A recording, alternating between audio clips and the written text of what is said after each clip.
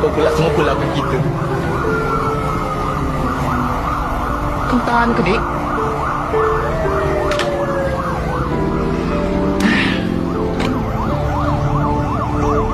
Kita dilahirkan ke dunia ni bukan untuk dihina, tau.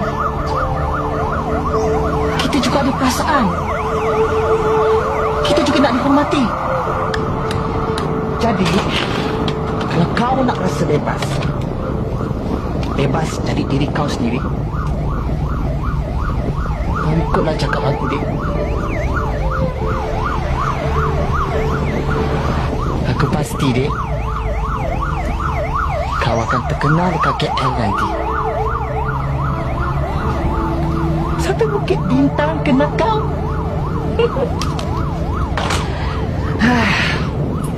Sini.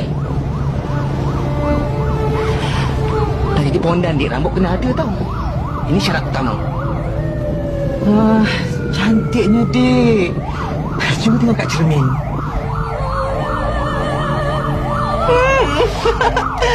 Meletup anak mak seorang ni. Cantiknya kita. Macam Kak Ira lah.